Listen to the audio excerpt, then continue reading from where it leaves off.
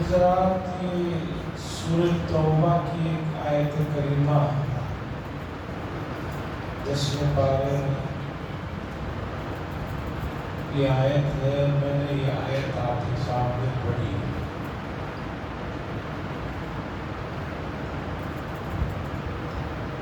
اس آیت کا ترجمہ اور مطلب سمجھنے سے پہلے ان آیات کے بلکہ اس پوری سورت کے پیچھے کے شان نزول کو سمجھنا ہے.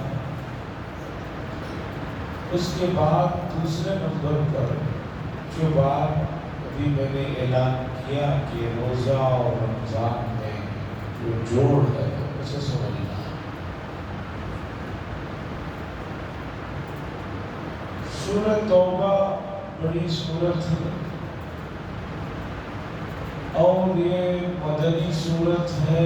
مدینہ منورہ کے اس زمانے میں نازل ہوئی ہے جب غزوہ تبوک کا واقعہ پیش آیا. غزوہ تبوک رسول اللہ صلی اللہ علیہ وسلم کا آخری غزوہ ہے اور بڑے کٹھن حالات میں یہ غزوہ پیش آیا. ابھی صحابہ مکہ اور حنین وغیرہ کی جنگوں سے فارغ ہو کر مدینے میں آ کر پہنچے ہی تھے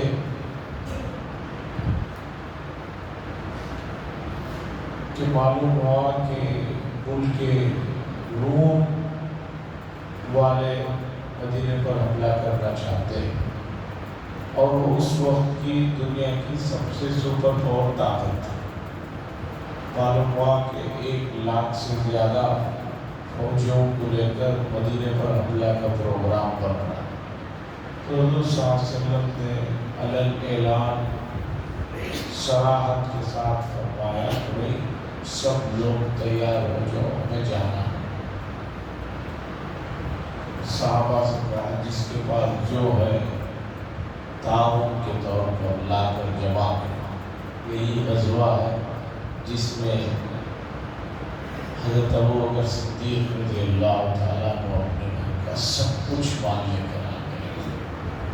حضور نے پوچھا گھر میں کیا چھوڑا ہے؟ کہا اللہ اور اس کے رسول کے نام کو چھوڑ کر آئے. مدینے میں منافقین کا ایک بہت بڑا ٹولہ تھا. وہ تو پریشان ہو گئے کہ بھئی تبوک 1 مہینے کا سفر ہے، 15 دن کا سفر ہے. مسلسل 15 دن جائیں گے تب مدینے سے تبوک جگہ پر پہنچے. گرمی کا یہ عالم، مدینے والوں کی جو پورے سال کی ان کی روزی روٹی کھجوروں کے ٹوٹنے کا وقت، فصل تیار کھڑی ہے، اب اسی فصل سے ان کا پورے سال کا روزی روٹی کا مسئلہ چلتا ہے. تو بہت سارے لوگوں نے جھوٹے بہانے کر کر کے حضور صلی اللہ علیہ وسلم سے آ کر اجازت چاہی کہ ہم جنگ میں نہیں آ سکتے، ہمارا یہ مسئلہ ہے، وہ مسئلہ ہے. حضور صلی اللہ علیہ وسلم نے بھی جس نے بھی آ کر جو بھی اجازت مانگی کہا ٹھیک ہے نہیں آنا مت آؤ. اس پس منظر میں یہ آیت کو سمجھیے. اللہ فرماتے ہیں وَلَوْ أَرَادُوا الْخُرُوجَ، جو لوگ جھوٹے بہانے آ کر حضور صلی اللہ علیہ وسلم کے پاس کر رہے ہیں کہ ہم جنگ میں نہیں جا سکتے، ہمارا یہ مسئلہ ہے، وہ مسئلہ ہے. اللہ فرما رہے ہیں کہ اگر ان لوگوں کا ارادہ ہوتا جنگ میں جانے کا، دل سے چاہت اور خواہش ہوتی جانے کا ارادہ ہوتا، لَعَدُّوا لَهُ عُدَّةً، تو یہ اس کے لیے کچھ تیاری کرتے ہیں. ارادہ ہی نہیں ہے پہلے ہی سے طے کر لیا ہے کہ بہانہ کرنا ہے، رکنا ہے، کوئی تیاری نہیں ہے. وَلَكِنْ كَرِهَ اللَّهُ، اللہ فرما رہے جب ان کا ارادہ نہیں ہے اس کام پہ جانے کا تو اللہ کو بھی ان کا اٹھنا پسند نہیں ہے، جانا وہاں پسند نہیں. فَثَبَّتَهُمْ، تو اللہ ان کو یہی پڑے رہنے دے دیے، ان کو سستوں کے ساتھ سستی کرنے کا موقع دے دیا کہ سستی سے پڑے رہو، اور جو معذور لوگ ہیں ان کے ساتھ تم بھی یہیں بیٹھے رہو. یہ آیت کریمہ کے ذیل میں مفسرین نے جو باتیں بتائی ہیں اسے سمجھنے کی ضرورت ہے.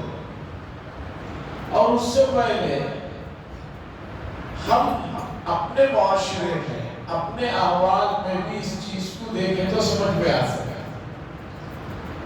آپ ایک بچے کا بھلا چاہتے ہیں، آپ ایک رشتہ دار کا بھلا چاہتے ہیں، آپ ایک پڑوسی کا خیر خواہی چاہتے ہیں کہ وہ آگے بڑھے، کچھ کرے. پڑوسی ہے، رشتہ دار ہے، محلے والا ہے، دوست ہے، لیکن آپ دیکھتے ہیں کہ اسے دلچسپی ہی نہیں ہے. آپ اس کی خیر خواہی چاہ رہے ہیں، اس کی کامیابی چاہ رہے ہیں، اس کی فلاح چاہ رہے ہیں، اسے آگے بڑھتا ہوا دیکھنا چاہ رہے ہیں، اس کے لیے آپ کوشش کر رہے ہیں، لیکن آپ دیکھتے ہیں کہ اس کے اندر دلچسپی ہی نہیں ہے. تو آپ کیا کرتے ہیں؟ دفعہ کرو، چھوڑو بھائی. جب اسے خود ہی اس کی فکر نہیں ہے تو میں کیا اس کے پیچھے لگا رہا. حتیٰ کہ ایک باپ بھی اپنے بچے کو ایک مدت تک بولتے تھک کر چھوڑ دیتا ہے، چھوڑو اس کا پڑھنے میں ارادہ نہیں، چھوڑی دو. تو اللہ فرما رہے ہیں ان لوگوں نے خیر کا ارادہ کیا ہی نہیں، نکلنے کا ارادہ کیا ہی نہیں، تو اللہ تعالیٰ کو بھی ان کا اٹھنا پسند ہی نہیں، اس لیے ان کو پڑے رہنے دیا. اب سمجھئے کہ ٹھیک یہی حال ماہ مبارک کا ہے. جو آدمی تقوی اختیار کرنا چاہتا ہے، تقوی کو اپنانا چاہتا ہے، تقوی کمانا چاہتا ہے، اس کے لیے اللہ نے ایک بہترین سیزن اور ایک بہترین ماحول اور ایک تربیت گاہ بنا کر رمضان کو ہمارے سامنے پیش کیا کہ دیکھو بھئی یہ تربیت کی جگہ ہے، یہ سیزن ہے اور یہ موسم ہے. اس موسم میں اگر آپ متقی بننا چاہتے ہو، جو ہمیں سب سے زیادہ جو صفت پسند ہے اللہ کو، اس کے لیے اللہ نے کہا کہ سب سے پہلے تم جسے اپنا بڑا دشمن سمجھتے ہو ہم اسے قید کر دیتے ہیں تاکہ تمہیں میدان میں کوئی ڈسٹرب نہ کرے. شیطان کو قید کر دیا گیا. اور اللہ تعالیٰ نے دوسرے اس موسم میں ایک ایسی خصوصی توجہ بندوں پر اللہ کی ہوتی ہے کہ اس میں آدمی تھوڑی سی ہمت کرتا ہے تو اس کے لیے بہت سی چیزیں آسان ہو جاتی ہیں.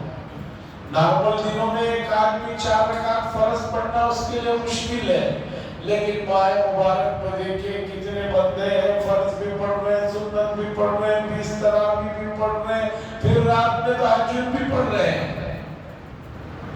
جو اٹھنا چاہتے ہیں اللہ ان کو اٹھاتے ہیں، اور جو اٹھنا نہیں چاہتے ہیں، سستی برتنا چاہتے ہیں، اللہ کہتے ہیں برتو. چونکہ زور زبردستی کا تو ایمان قبول نہیں ہے تو اعمال کیسے قبول ہوں گے؟ مسئلہ سمجھے. آپ کہیں گے کہ اگر اللہ نے چاہا تو ہم کر لیں گے. بھئی اللہ نے چاہا تو آپ ضرور کر لیں گے، لیکن اس موقع پر وہ آپ کی چوائس سے کام نہیں ہوا، زبردستی سے کام ہوا۔ زبردستی سے آپ کو عبادت بھی کرائے اور زبردستی سے آپ کو جنت بھی دے، یہ کہاں کا یہ فلسفہ، یہ کہاں کی لاجک ہے، یہ تو نہیں سمجھ میں آنے والی بات۔ تو عزیزان گرامی، یہ آیت کریمہ کو ادھم شرقاوی صاحب فلسطین کے ایک بڑے رائٹر ہیں جنہوں نے ایک نئے انداز میں قرآن و حدیث کے چھوٹے چھوٹے جملوں سے بہت بڑی باتوں کو اخذ کیا اور لکھا۔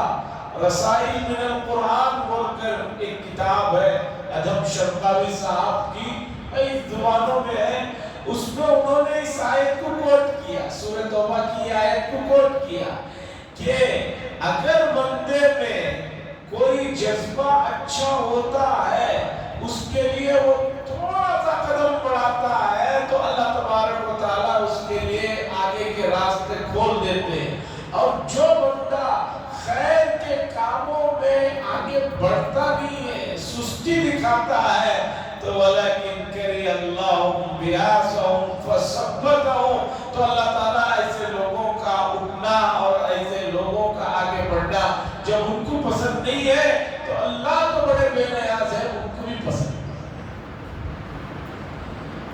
آگے انہوں نے لکھا آیت کے مفہوم سے، اب جن لوگوں کو اللہ کی توفیق تھوڑی شامل حال ہوئی، چاہے روزوں کے لیے ہو، چاہے نمازوں کے لیے ہو، صدقہ خیرات کے لیے ہو، دوسری چیزوں کے لیے، ان کو اللہ کا اور زیادہ شکر ادا کرنا چاہیے کہ بھئی اس کی توفیق ہوئی، اس توفیق کی نعمت پر شکریہ ادا کرنا چاہیے۔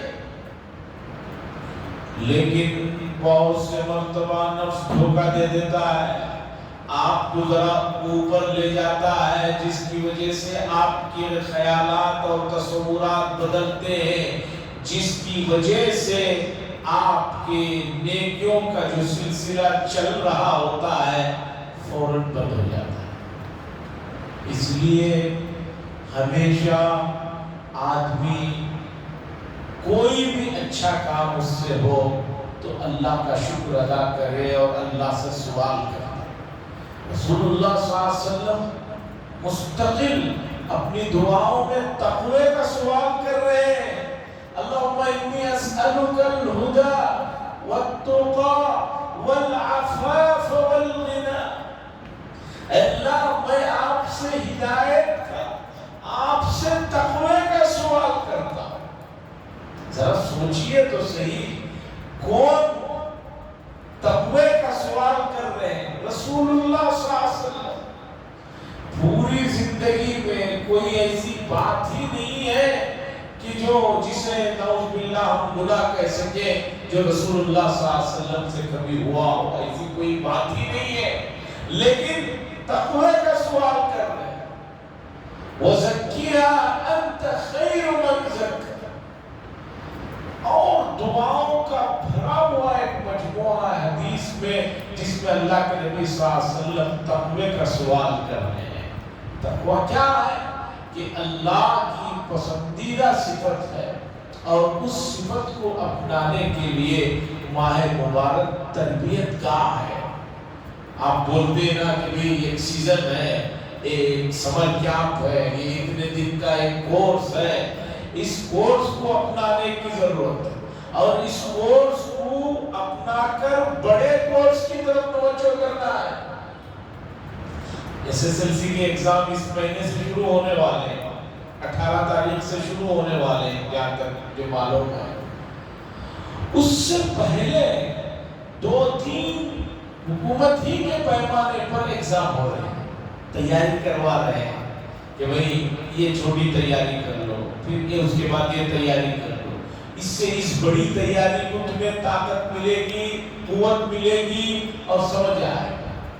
اب آپ سمجھیے روزے 2 ہیں، ایک چھوٹا روزہ یہ جو صبح صادق سے لے کر غروب آفتاب تک ایک بڑا روزہ ہے. اس چھوٹے روزے کے ذریعے سے اس بڑے روزے کی تیاری اور اس کی طرف ترغیب دلائی جا رہی ہے. اور بڑا روزہ کیا ہے؟ انسان کے بالغ ہوتے ہی وہاں سے یہ روزہ شروع ہوتا ہے اور اس کے انتقال پر جا کر وہ روزہ ختم ہوتا ہے.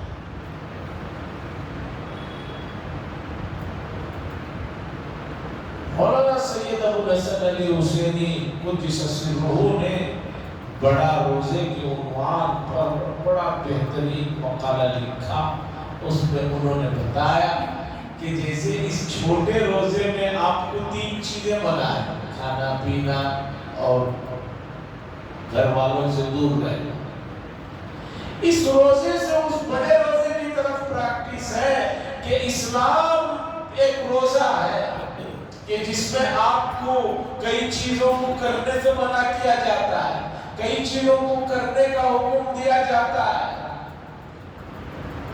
بھئی حلال غذا سے آپ بچ رہے ہیں روزے کی حالت میں, تو روزے سے ہٹ کر آپ جو بڑا روزہ ہے اسلام, اس میں غیروں کا مال کھائے, اس کی کہاں اجازت ہے؟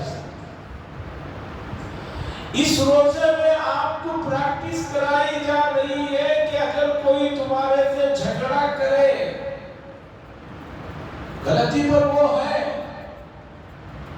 غلطی پر سامنے والا ہے, وہ جھگڑا کر رہا ہے, تو آپ اس سے کہو کہ بھئی میں روزے سے ہوں. اس کے بعد بھی وہ نہیں مان رہا ہے تو حدیث میں ہے کہ اپنے آپ کو سمجھاؤ کہ میں روزے سے ہوں, مجھے رکنا ہے. تو ٹھیک اسی طرح اسلام جو بڑا روزہ ہے اس میں آپ کو ہو سکتا ہے کبھی پڑوسیوں سے, ہو سکتا ہے کبھی غیروں سے, ہو سکتا ہے کبھی اپنوں سے, ہو سکتا ہے کبھی اپنوں میں بھی خاص و خاص سے تکلیف پہنچے, تو اس موقع پر آپ سمجھ جاؤ کہ میں روزے سے ہوں, مجھے نہیں لڑنا ہے, مجھے نہیں جھگڑنا ہے. اس روزے سے اس بڑے روزے کی تیاری کرائی جا رہی ہے. جیسے اس روزے میں آپ 12 گھنٹے کچھ چیزوں سے رک سکتے ہیں, کچھ چیزوں کو کر سکتے ہیں, تو یقیناً آپ اسلام جو سب سے بڑا روزہ ہے, جو آپ کے بالغ ہونے سے شروع ہو کر آپ کی موت تک ہے, اس میں بھی آپ بہت سی جائز چیزوں سے آپ رک سکتے ہیں, اور بہت سے جو ہے غیر جو ضروری چیزیں ہیں اس سے تو بدرجہ اولا رک سکتے ہیں. عزیزان گرامی, امت نے دینی معاملات میں ڈیپ میں جانا چھوڑ دیا ہے. دنیاوی معاملات میں اتنے ڈیپ میں جاتے ہیں, اتنے ڈیپ میں جاتے ہیں کہ بس پوچھیے, لیکن اسلام کے معاملات میں ڈیپ میں نہیں جاتے. میں ہمیشہ ایک لطیفہ سناتا ہوں, لطیفہ نہیں واقعہ ہے. بہت پہلے ٹرین میں سفر ہو رہا تھا, تب تو موبائل وغیرہ بھی نہیں تھے. نماز پڑھنے کے لیے, قبلہ دیکھنے کے لیے وہ کیمپس ہوتا تھا, وہ نکال کر دیکھ رہے. تو ٹرین جس حساب سے جا رہی تھی, ہم لوگ درمیانی سیٹ کے درمیان کی جگہ پہ وہ ویسا قبلہ نہیں بیٹھ رہا تھا, ذرا ایسا ہوتا. تو ایک صاحب بیٹھے ہوئے تھے, دینداری صاحب تھے, تو کہنے لگے ایسے ہی پڑھ لیجیے. جب بتایا گیا کہ قبلہ ایسا نہیں ہے, تو انہوں نے کہا زیادہ ڈیپ میں مت جاؤ, جدھر کو ہے ادھر کو پڑھ لو. میں نے کہا میں نے نہیں, بلکہ اس وقت جو وہاں میں تو طالب علم تھا, بڑے اساتذہ تھے, انہوں نے کہا کہ اسلام جو ہے کوئی بھی حکم بغیر ڈیپ میں گئے ہوئے نہیں دیا ہے. اسلام کے ہر حکم کے پیچھے کی لاجک کو آپ سمجھنا چاہتے ہیں, پڑھیے, امام غزالی کو پڑھیے, شاہ ولی اللہ صاحب کو پڑھیے. یہ ایک ایک چیز میں, ایک ایک سنت میں بھی ڈیپ میں کتنی چیزیں ہیں. اور آپ کہہ رہے ہیں کہ بھئی قبلہ کدھر بھی ہو جائے پڑھ لو, ٹرین کدھر جا رہی ہے. فرائض میں سے, نماز کے صحیح ہونے کے فرائض میں سے سمت قبلہ ہے. تو عزیزان گرامی، روزہ اگر آپ رکھ کر 30 دن کے بعد یہ سمجھ رہے ہیں کہ وہ ایک سال میں ایک مہینہ آیا تھا، اس سے گزر گئے، اس سے آگے کو آپ کچھ نہیں سمجھ رہے ہیں، اس سے اس بڑے روزے کا کچھ نہیں سیکھ رہے ہیں، تو آپ غلط، آپ صحیح نہیں ہیں۔ اسلام کا یہ مقصد تو کبھی قطعی طور پر نہیں رہا کہ آپ کو بھوکا رکھا جائے۔ اللہ کی زمین میں نہ رزق کی کمی ہے، نہ پانی کی کمی ہے، کسی چیز کی کمی نہیں ہے۔ اللہ جتنے پہلے انسان تھے موجودہ زمانے میں اس سے 100 گنا زیادہ ہے، لیکن کبھی آپ نے نہیں سنا کہ جو ہے کھانے کی کمی پڑ گئی۔ ہاں، جن علاقوں میں پڑتی ہے وہاں لوگوں کی شرارتوں سے پڑتی ہے۔ اناج کے سلسلے کی بڑے کمپنیوں کی جو لوگ ہیں ان کی سازشوں کے بارے میں آپ پڑھیے تو پتہ چلے گا، آمدن سالانہ ہزاروں کنٹال جو ہے اناج کو برباد کرتے ہیں اور سمندر میں ڈباتے ہیں۔ اس کی وجہ یہ ہے تاکہ چیزوں کی قلت بتا کر قیمتوں کو بڑھا رکھا جائے۔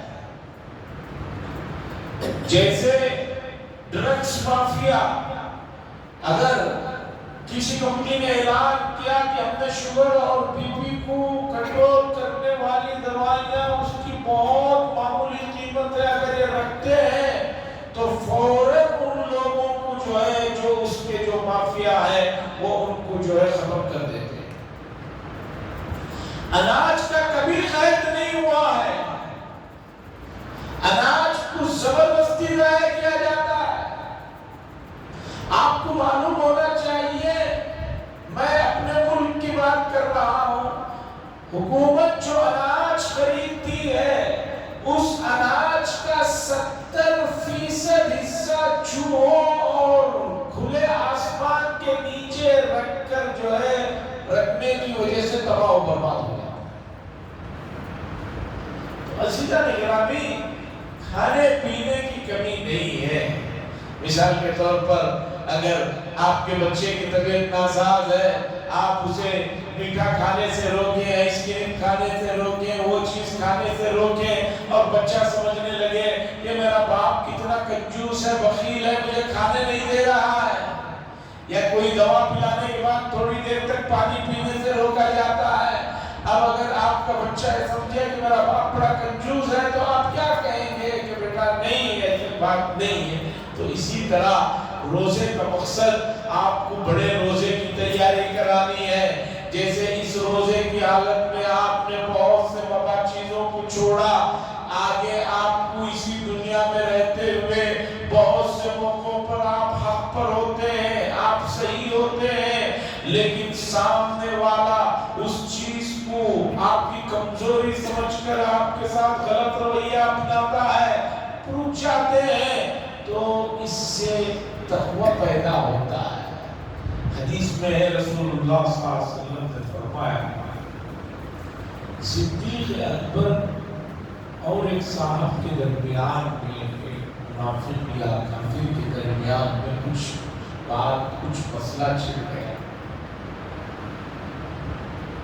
تو صدیق اکبر رضی اللہ تعالیٰ عنہ خاموش تھے، بول رہا تھا حضور صلی اللہ علیہ وسلم بھی درمیان میں کچھ ٹوک رہے تھے، لیکن بہت دیر کے بعد جب صدیق اکبر رضی اللہ تعالیٰ عنہ نے بولنا شروع کیا تو رسول اللہ صلی اللہ علیہ وسلم نے کہا کہ آپ نے بول کر اچھا کیا۔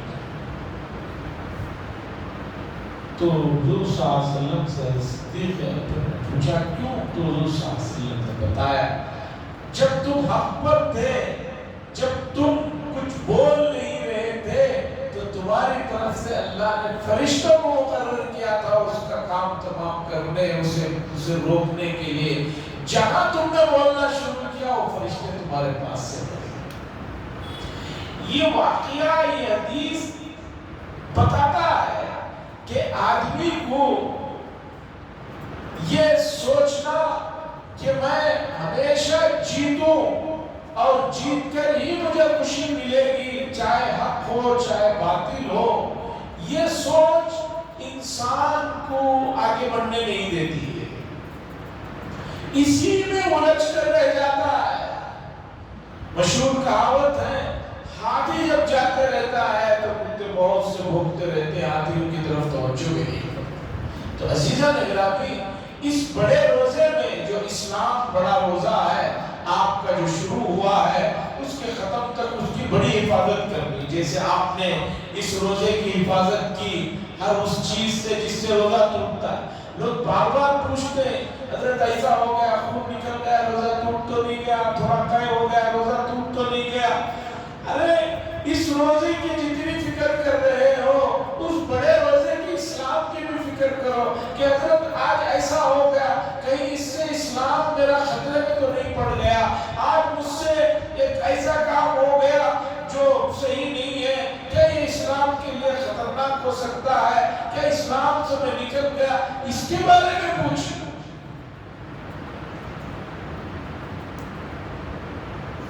عراق کے لوگوں نے حضرت عبداللہ ابن عمر رضی اللہ تعالیٰ عنہ سے مکے میں مسئلہ پوچھا، حضرت ہم طواف کرتے ہوئے اگر ہمارے پیروں کے نیچے چینٹیاں یا کوئی کیڑے مکوڑے آ جائے تو کیا احرام پر اس کا کچھ اثر ہوگا، عمرے پر کچھ اثر ہوگا؟ تو حضرت عبداللہ ابن عمر رضی اللہ تعالیٰ عنہ نے فرمایا، ظالموں، پیروں کے نیچے چونٹیاں اور کیڑے مکوڑے اگر آ کر دب کر بے خیالی میں مر جائیں تو اس کے لیے پوچھتے ہو کہ عمرے میں احرام میں کچھ فرق ہوا یا نہیں؟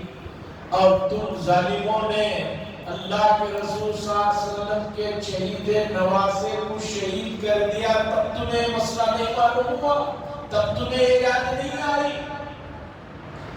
اس واقعے سے سمجھیے، ہم روزے میں تو موجودہ روزے میں چھوٹی چھوٹی چیزوں سے روزہ ٹوٹ جاتا ہے یہ پوچھ رہے ہیں، لیکن اسلام جو ایک سب سے بڑا روزہ ہے اس میں کسی کا حق غصب کرتے ہوئے، پڑوسی کو تکلیف دیتے ہوئے، پڑوسی کو گالیاں دیتے ہوئے یا اسی طرح دوسرے دھوکے دہی کے کام کرتے ہوئے تب روزے کے ٹوٹنے کا کوئی احساس نہیں ہوتا۔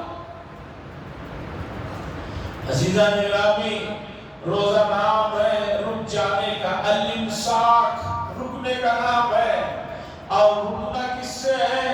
ان جائز چیزوں سے۔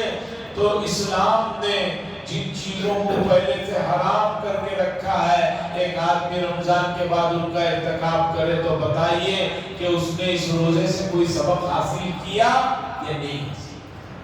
ظاہر سی بات ہے نہیں حاصل کیا۔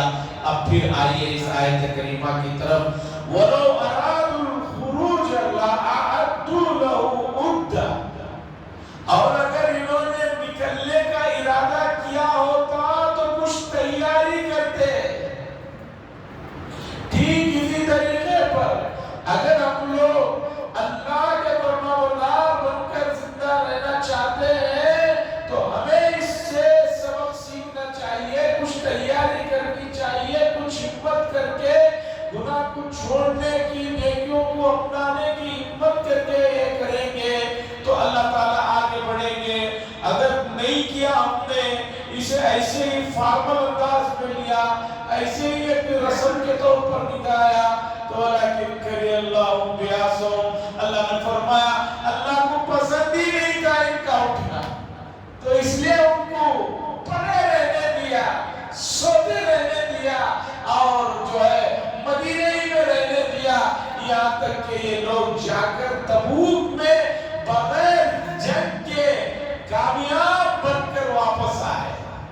30,000 صحابہ جو گئے تھے تبوک کو، وہاں جانے کے بعد سلطنت روم کے جو ہے پسینے چھوٹ گئے، وہ لوگ آئے ہی نہیں جنگ، وہاں کے پورے علاقے کے لوگوں نے کہا ہم آپ کی ماتحتی میں آتے ہیں. رسول اللہ صلی اللہ علیہ وسلم کی ماتحتی میں آ گئے. رسول اللہ صلی اللہ علیہ وسلم تبوک میں 10 دن مکمل رہے, پھر واپس 15 دن سفر کر کے واپس آئے. تو اللہ نے بتایا کچھ کیے بغیر یہ لوگ جو ہے کامیاب ہو گئے, اور جو لوگ نہیں گئے آگے عذرے کرتے رہے, بہانے کرتے رہے, ان کہیں. اسی طرح ماہ مبارک میں 8 11واں روزہ ہے. اب تک بعض لوگ پورے ہیں اور بعض لوگ جو ہے بہت سارے روزے چھوڑ دیے ہیں, آگے کا بھی ان کا ارادہ نہیں ہے. اور ایک بڑی عجیب بات دیکھتا ہوں ماہ مبارک, نارمل دنوں میں بہت سے لوگ ایسا حلیے میں رہتے ہیں کہ معلوم ہی نہیں ہوتا کہ مسلمان ہے کہ نہیں ہے. لیکن ماہ مبارک میں یہ جو بے روزے دار لوگ ہیں یہ ایسا مسلمانوں کا حلیہ بناتے ہیں کہ دور سے بھی آپ بھی پہچان لیتا کہ یہ مسلمان ہے. کلی سید حسن مدنی صاحب کہہ رہے تھے کہ میں آتے میں دیکھا ایک آدمی بیڑیاں پیتے میں بیٹھا, دن میں سرما لگائے ہوئے, آنکھوں میں ٹوپی پہنے ہوئے, سفید کپڑے پہنے ہوئے, کہیں چھپ کر بھی نہیں. یارب نگر میں چلے جائیے, چھپ کر بھی آپ کو نہیں ملیں گے, پورے جم کر یہ کر رہے. اور دوسرا ماہ مبارک کی بے حرمتی دیکھیے کہ 8 10 12 سال 15 سال کے نوجوانوں کو آج میں دیکھا ایک سائیکل میں 3 آدمی سرکش کر رہے ہیں. اور کون سے روڈ پر کر رہے ہیں؟ بڑا ہائی وے روڈ ہے, اس پر وہ سرکش کرتے ہوئے تقریباً 15 لوگوں کو دیکھا ایک ساتھ. عزیزان گرامی, یہ بڑے دکھ کی بات ہے کہ لوگوں نے رمضان کا صرف مطلب یہ سمجھ لیا کہ بھوک پیاس سے رہنا ہے. رمضان ایک پریکٹس ہے پورے اسلام کے ماحول کو سمجھنے کی. تو ہمیں اس مہینے میں جو چیزیں کرنے کی ہیں ان کو, اور جو نہیں کرنے کی ہیں ان کو جان کر پورے سال وہاں بھی کچھ چیزیں نہیں کرنے کے ہیں, کچھ کرنے کے ہیں, ان کو اگر سمجھ کر اس پر چلیں گے تو تقویٰ ہمارے اندر آ جائے گا. نہیں تو جو ہے تقوی کی رٹ لگاتے رہ جائیں گے, تقویٰ نہیں آئے گا. حضور صلی اللہ علیہ وسلم نے فرمایا یہاں تقویٰ یہاں ہوتا ہے. دل میں خوف آ گیا پھر کسی کی نگرانی کی ضرورت نہیں. دل میں نہیں خوف آیا تو پھر آپ پر کتنی بھی پابندیاں لگا لی جائے پھر بھی جرائم. جیسے امریکہ کے مشہور شہر, دنیا کی یورپ کے جو ترقی یافتہ شہر ہے, لوگ کہتے ہیں 1 منٹ کے اندر پولیس آ جاتی ہے, ہر جگہ کیمرے ہیں, اس سے کیچ کر لیا جاتا, اس سے کیچ کر لیا جاتا. اس سب کے باوجود امریکہ جیسے مشہور اس کے شہروں میں جہاں زنا عام ہے, کوئی وہاں پر اس کی کوئی پکڑ نہیں, اس کے باوجود زنا بالجبر کے واقعات دوسرے تیسرے جو چیزیں ہیں کتنے ہو رہے ہیں. تو تقویٰ ہونا, تقویٰ یہاں ہے. اور آیت کا مفہوم آپ کے سامنے پھر ایک مرتبہ رکھتا ہوں. اللہ کہہ رہے ہیں کہ اگر آپ کے اندر آگے بڑھنے کی چاہ نہیں ہے تو ہم آپ کو پڑھے لینے دیتے ہیں, آگے بڑھنے نہیں دیتے. اللہ سے دعا کرے ہمیں آگے بڑھنے کی توفیق نصیب فرمائے, آگے بڑھنے کی چاہ نصیب فرمائے, اور جو ہے باقی جو حصہ ماہ مبارک کا رہ گیا ہے اس کے صحیح احکامات پر عمل کرنے کی توفیق نصیب فرمائے. وآخر دعوانا الحمدللہ رب العالمین. لک الحمد و لک الشکر یا اللہ, اللہم صل علی سیدنا شفیعنا نبینا حبیبنا مولانا محمد رسول اللہم انت الصلاۃ والسلام تبارک یا ذا الجلال والاکرام. اے اللہ اس تشریف جو مغفرت کا ہے ہم سب کی مغفرت فرما دیجیے, ہمارے گزرے ہوئے مرحومین کی مغفرت فرما دیجیے, مغفرت والے اعمال توفیق نصیب فرما. اے اللہ ایسے حالات سے اس وقت خصوصاً کل سے ہم گزر رہے ہیں کہ کچھ کہہ بھی نہیں سکتے, کچھ کہنا بھی مشکل ہے، ایسے حالات ہو گئے ہیں، ادھر بھی اپنے ہی ہیں، ادھر بھی جن پر یہ ہو رہے وہ بھی اپنے ہی ہیں۔ اے اللہ بڑے مخمصے میں ہیں، اے اللہ منافقین کی، یہودیوں کی، نصارہ کی، ہر اس انسان کی جو انسانیت کے نام پر داغ دھبا بنا ہوا ہے، اولاد آدم کو پریشان کر رہا ہے، ان کے حق میں ہدایت ہے تو اے اللہ جلدی ہدایت کے فیصلے فرما، اور ہدایت نہیں ہے تو ان کو نیست و نابود فرما۔ اے اللہ رسول اللہ صلی اللہ علیہ وسلم نے اس ماہ مبارک میں جو بھی خیر و عافیت، برکتوں کی، رحمتوں کی دعائیں مانگی ہیں، ہم بھی ان کے امتی ہیں، اس کا ایک بڑا حصہ ہمارے نام اعمال میں شامل فرما۔ اے اللہ رسول اللہ صلی اللہ علیہ وسلم نے اس مہینے میں جن شرور، فتن، آفات، سیئات، بلیات، مصیبات سے پناہ مانگی ہے، ہم بھی ان کے بہت ادنا سے امتی ہیں، ہم سب کی بھی ان بلاؤں سے، مصیبتوں سے، آفتوں سے محض اپنے فضل و کرم اور رسول اللہ صلی اللہ علیہ وسلم کے ناطے، نامی امتی ہونے کے ناطے ہماری حفاظت فرما۔ صلی اللہ تعالی وسلم علی خیر نبی محمد وعلی آلہ وصحبہ اجمعین۔ الحمدللہ۔